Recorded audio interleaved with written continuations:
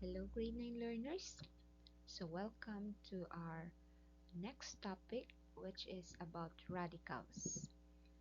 So, in this video, I'm going to explain rewriting expression with rational exponent to radicals and vice versa.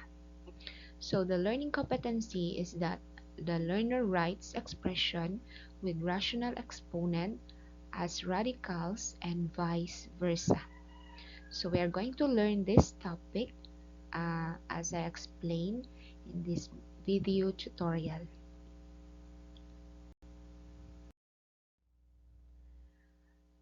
Our objective for this topic is that at the end of the lesson, the student should be able to identify the radicand in the index in the radical expression and transform expression with rational exponent into radical form and vice versa.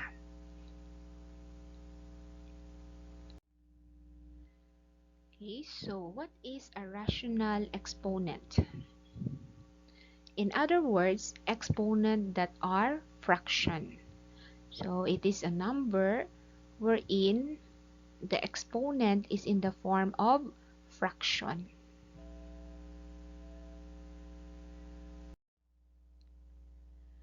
Okay, so here are examples of rational exponents. So if you notice, the exponent of a base is in the form of fraction. So let's deal with operation with rational fraction exponent or rational exponent.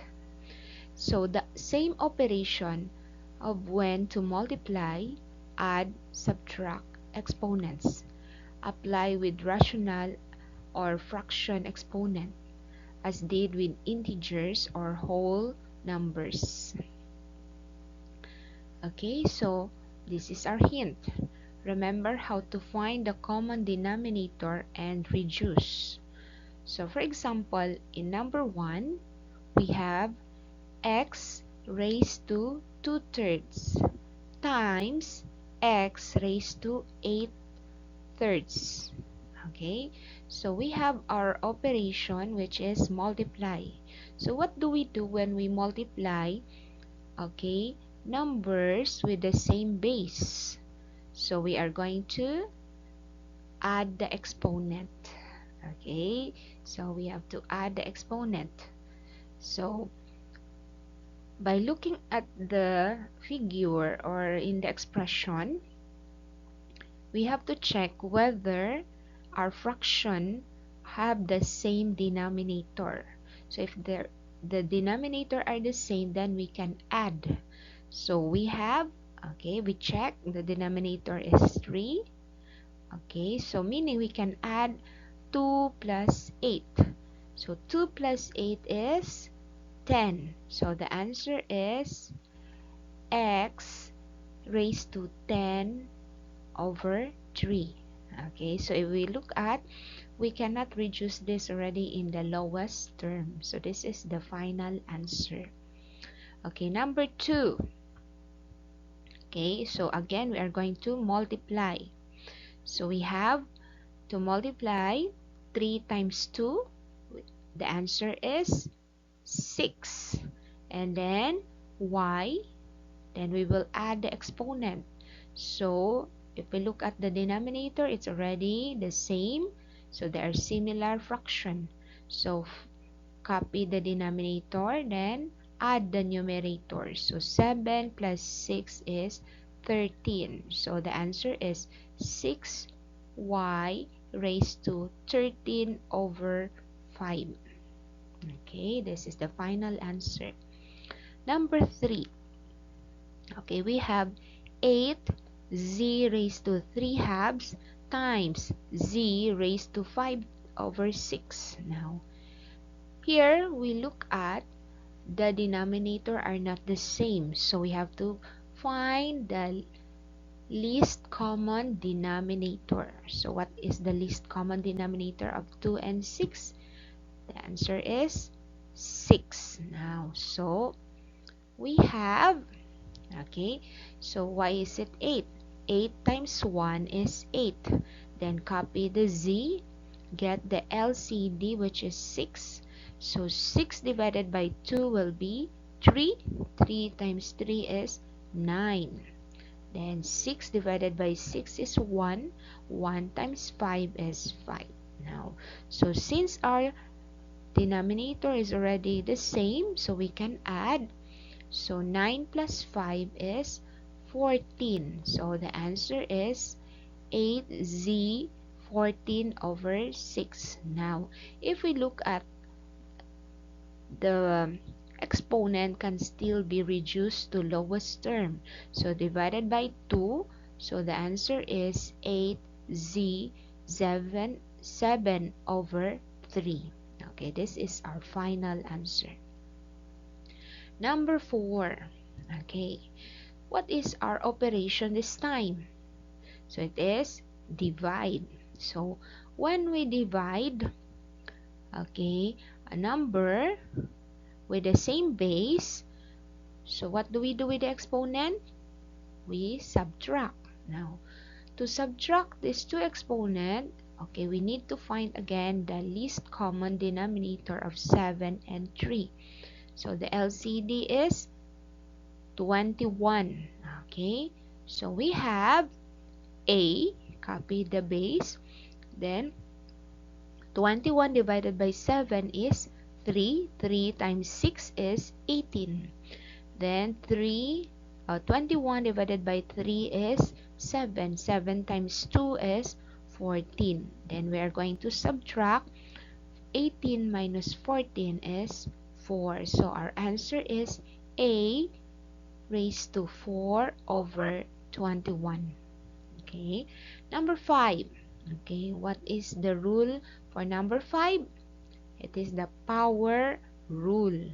So power rule, what do we do with the exponent? So we multiply the exponent. So since we have two expression here, 2x raised to 2/3, we will distribute 7.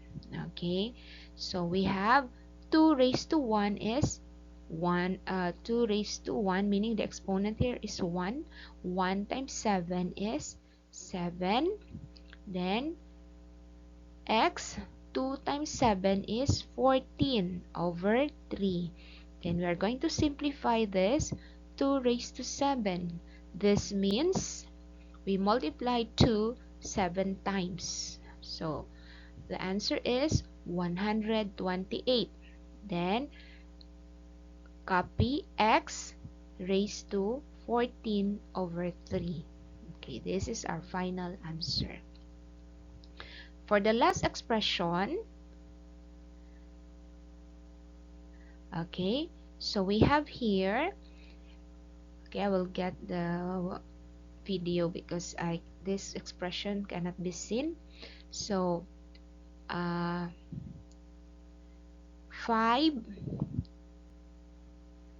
raised to 1/4, b raised to 5 halves, quantity raised to 8. Now, so again we will distribute 8. So it will become 5 raised to 1 times 8 is 8 over 4, and b 5 times 8 is 40 over 2.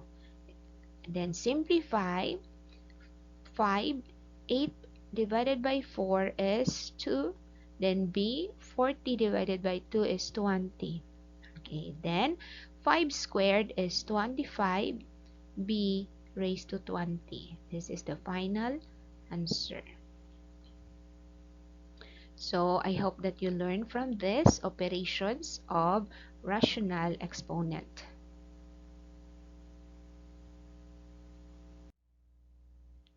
Okay, so let's have now radicals. So what is the relation of rational exponent to radicals? Okay, so special fraction exponent a raised to m over n are more commonly known as radicals, in which the n, okay, this one, value represent the root or index of the radical. Now, so if we speak about radicals, okay, we have here a rational exponent a raised to m over n, okay. The n will be our index for radicals. Now, radical. And then, this is a radical symbol. A will be our radicand, and m will be our power or exponent. Okay? Now, we have the square root or 1/2 exponent is the most common radical and does not need to have the index written. So, for example, we have a raised to 1/2. We can write this as square root of a. So, you notice we don't need to write 2 in the index. It is understood that it is already square root of a. Okay, so let's have here some examples. So the first column is in exponential form, or we call this as rational exponent, and the second column is in radical form. Okay, so for example, we have here 8 raised to 2/3. Now, so this can be written as cube root of n of 8 raised to 2, or cube root of 8 squared. Okay, so we can say that 8 is our radicand, 3 is our index or root, and 2 is our exponent. And the radical is in the third order. Why is it in the third order? Because of this index. So it is in the third order. Okay. Next example, we have 81 raised to 1/2. So we can read this as square root of 81. So 81 is our radicand, 2 is our index. Okay, so if you notice, it is not written here, but it is understood that the index is 2. And 1 is our exponent. Okay, so remember, if the exponent is 1, we don't need to write. Then the radical is in the second order. Okay?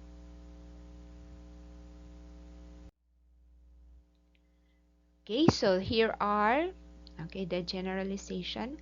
The symbol nth root of a raised to m is called radical. A radical expression or a radical is an expression containing the symbol of radical sign. Okay, so this is called radical sign.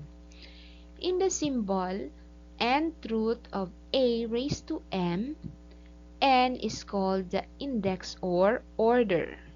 Okay, which indicates the degree of the radical, such as, okay, this is read as square root, this one cube root, and this one is fourth root.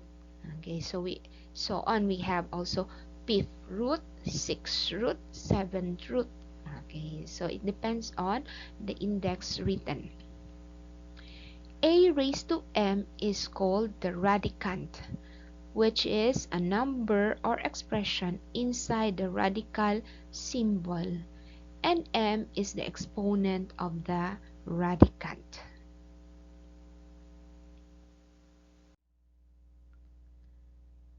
Okay, more examples.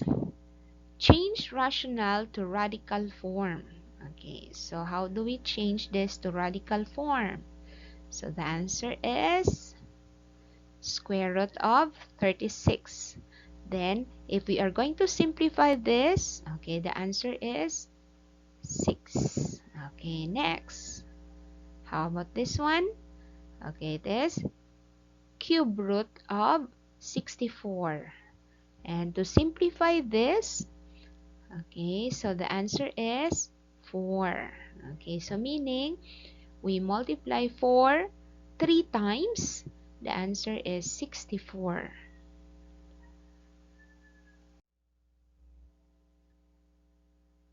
Okay, so we have this radicals or root and rational exponent form.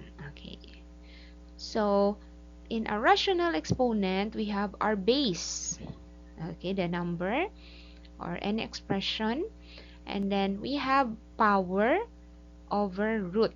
Now, so the root or the denominator will be the index or root, and the base will be a radicand, and the power or the numerator will be our exponent. Okay, in radical symbol, in radical. Now, so or we can write this way. No? So we enclose it in a parenthesis and then raise to power. Okay, another way, using this expression, x raised to m over n equals nth root of x raised to m, or quantity nth root of x quantity raised to m. So they're just the same. Okay, it's a matter of how we write. No? So example, 27 raised to 4 third, we can write this as cube root of 27 raised to 4, or equal or the same as quantity cube root of 27 quantity raised to 4.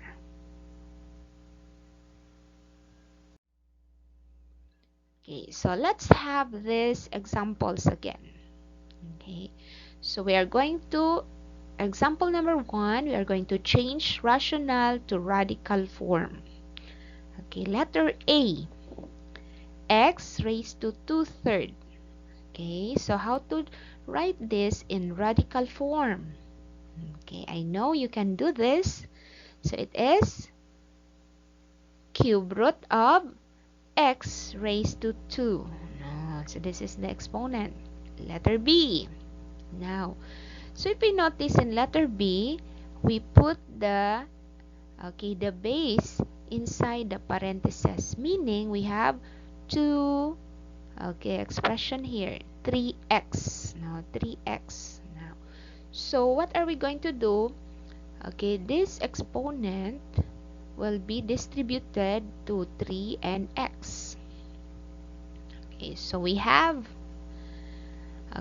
our index is 5. Okay, so fifth root, then 3 raised to 4, x raised to 4. Okay, so you notice the exponent is distributed to 3 and x. Then again, we simplify. So it will be fifth root, 3 raised to 4, meaning you multiply 3 4 times. So the answer is 81. So 3 times 3 times 3 times 3. Then x raised to 4. So this is fifth root of 81 x raised to 4. Letter C, we have x raised to negative 1/2. So if we notice, our exponent is negative. So how to change this to positive? Okay, based on your previous lesson, okay, this is a negative integral exponent. So to change this to positive, we are going to transfer this to denominator. So it will become 1 over x raised to 1/2. So this negative 1/2 will become positive. Okay, so since this is already positive, then we can change this to radical form. So it will be 1 over square root of x. Okay, so these are the examples for changing rational to radical form. Okay, let's have example number 2. Change radical to rational form. Okay, the given is in radical form.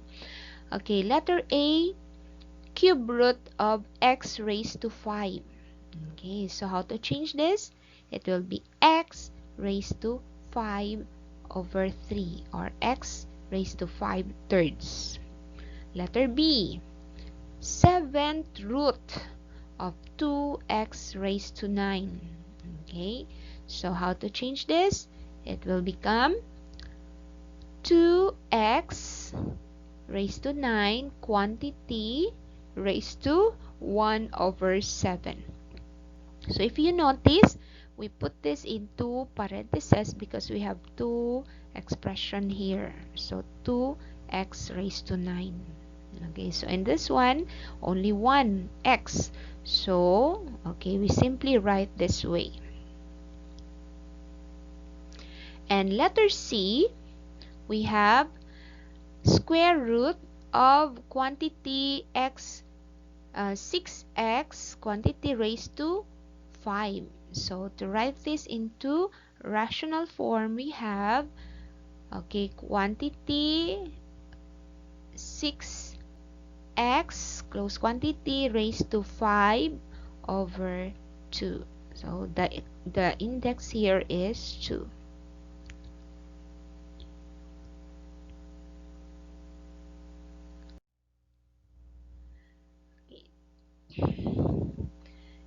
If m raised to n is a rational number and a is a positive real number, then a raised to m over n, okay, can be written in this form or this form. Okay, we discussed this already. Provided that nth root of a raised to m is a real number, the form, okay, of this is called the principal nth root of a raised to m. Through this, we can write expression with rational exponent as radicals. Okay, so these are the examples found in your learning activity sheets. Okay, now, okay, so this is how it is written. So we distribute the exponent to, okay, so 3 raised to 2, a raised to 2, and then simplify. And then here 4 y raised to 1/2. Okay, so the one with the rational exponent is only y. So we write this as 4 square root of y. Okay, only y. Then m raised to 2/3 and raised to 1/3. If you notice, the denominator is the same, 3. So this is cube root of m squared and n raised to 1, or we just simply write as n. Okay, so if n is a positive integer, then nth root of a is the principal nth root of a. We define a raised to 1/2 equals to nth root of a for a positive integer n. Okay, so example, 25 raised to 1/2 is equals to 5, not negative 5. Okay, so we only take the positive root. So this is the principal nth root of a. Okay, so we only get the positive. So here,